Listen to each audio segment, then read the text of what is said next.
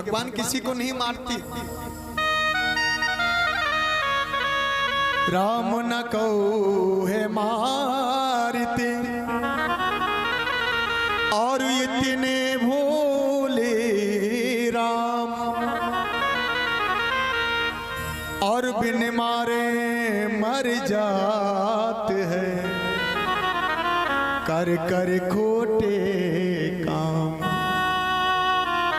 अपने कर्मों से मरता है। अच्छा नेक ज्ञानी हो जाए ना आ जाए तो जिस समझता है कि मेरे सिवा ज्ञानी कोई है नहीं, अपने आप को बड़ा ज्ञानी समझता है। अच्छा नेक धनवान हो जाए तो समझता है कि मेरे जैसा धनी कोई है नहीं, बड़ा घमंड आ जाता है। और भगवान कहता है कि जब घमंड आ जाता है, जब उसके अंदर अहंकार आ जाता है, जब उसके अंदर मैं आ जाती है, तो फिर मैं नहीं रहता, फिर उसका अहंकार, उसका घमंड उसका पतन कर देता है, पतन कर देता है, उसको मार देता है।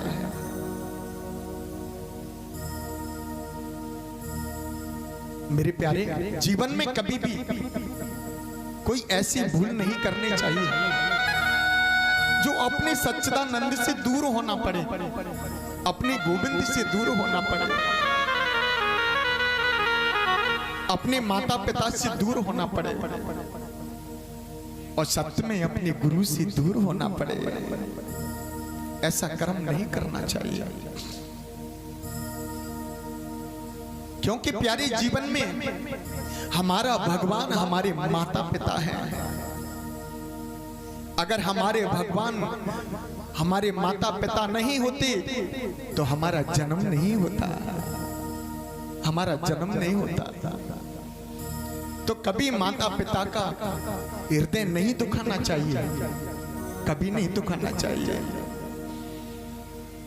क्योंकि प्यारे संतों ने बड़े भाव से कहा है कि मात पिता बिन जन्मो ना होई।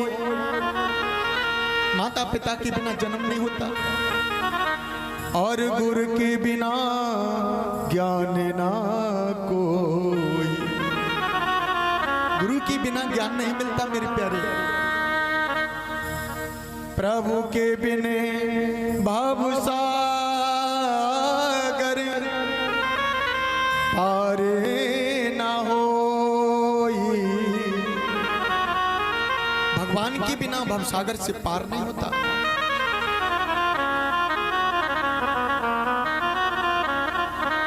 तो इसलिए भगवान का भजन गाते रहना चाहिए, भगवान का स्मरण करते रहना चाहिए।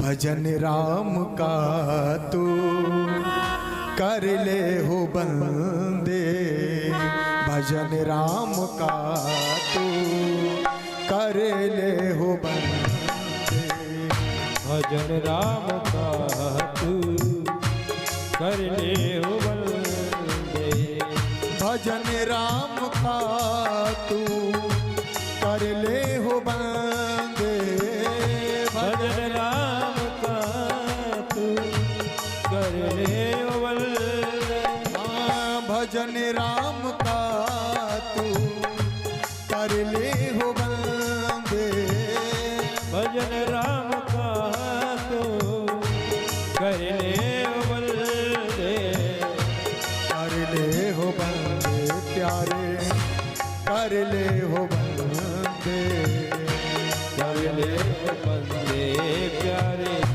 कर ले हो बंदे। हाँ भजन राम का तू जप ले हो बंदे, भजन राम का तू कर ले हो बंदे। बोले राजा रामचंद्र भगवान की जय, बोल हनुमंत महाराज की जय। बड़ा ही आनंद है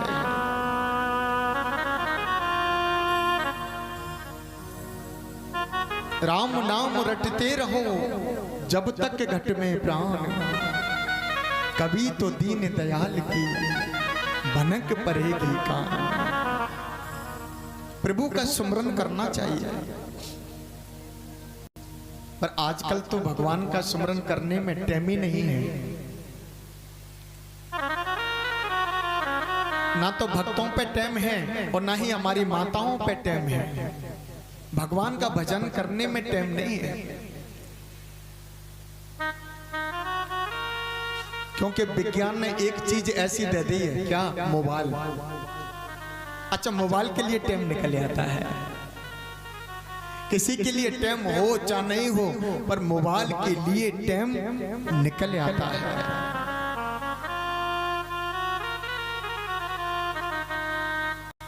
राम भजन बिन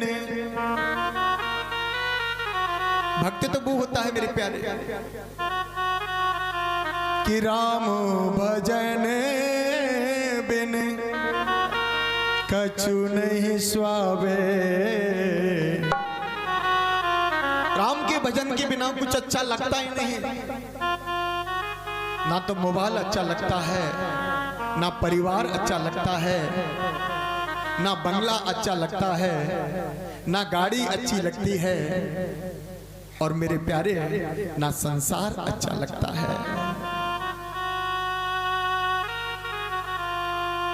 जो भक्त भगवान का भजन करता है, जो संत भगवान का भजन करता है, वो संसार के कल्याण के लिए करता है, संसार के कल्याण के लिए। गोविंद के चरणों में प्रार्थना करता है कि हे परमात्मा, आपकी कृपा से बस आप, मेरा ध्यान आपके चरणों में रहे, आपका सुमरन करता रहूं संसार के कल्याण के लिए। अगर किसी संसार में किसी से भूल हो जाए तो उसे मूर्ख समझ के क्षमा करना। अच्छा, संसार के लिए भगवान के चरणों में, और भक्त प्रार्थना करता है संसार के लिए, संत प्रार्थना करता है संसार के लिए, संसार के कल्याण के लिए। पर संसार क्या करता है? क्या करता है? अपनी माया में लगा हुआ है, माया में लगा हुआ है। इतना भी नहीं है कि संतों के पास में चल करके नहीं और उनके सत्संग के दो बोल सुन ले, दो बोल हृदय में उतार ले, तो जीवन धन्य हो जाएगा, जीवन धन्य हो जाएगा। पर इतना समय नहीं है। ठाकुर जी कहते हैं, राम जी ने कहा है कि तू चालेगा एक पग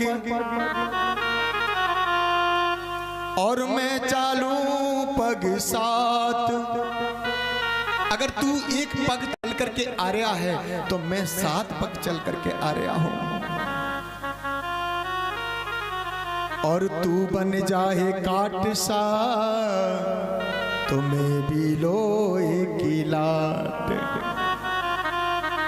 तू अगर कठोर बनता है कि मैं राम के दरबार में नहीं जाऊंगा, मैं राम के सत्संग में नहीं जाऊंगा, तू अगर काट सा बनता है तो प्यारे मैं भी लोहे की लाट हूं, मुझे कोई तोड़ नहीं सकता।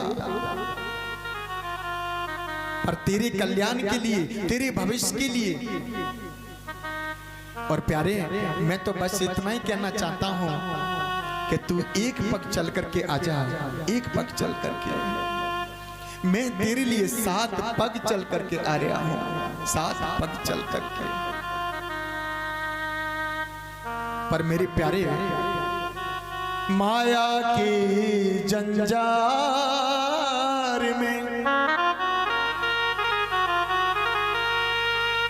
कोई ना हरि को ले, कोई भगवान का नाम नहीं लेता। इस माया की जंजार में भगवान का कोई नाम नहीं लेता। आहा, कुछ नहीं रखा प्यारे, कुछ नहीं रखा। माया भी मिलेगी, संपत्ति भी मिलेगी, मकान भी मिलेगा, दुकान भी मिलेगी, पड़ोसी भी मिलेगा, अड़ोसी भी मिलेगा, परिवार भी मिलेगा, पर किससे मिलेगा?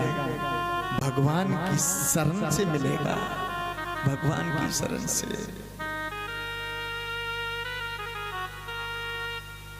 राम नाम रटते रहो और जब तक घट में प्राण, कभी तो दीन दयाल के भनक पड़ेगी कान। कभी ना कभी तो भगवान की कान में भनक पड़ेगी। तो राम नाम रटते रहो जब तक घट में प्राण। जानते हो संत कैसे होते हैं? संत तो परम दयालु होते हैं प्यारे। संत का मतलब होता है जहां संत आ जाए वहां शांति आ जाए। जहां संत का निवास है वहां शांति का निवास है। अगर कोई आतंकी भी दौड़ करके आ रहा हो और संत की शरण में आ जाए तो वो आतंकी भी आकर के शांत हो जाए।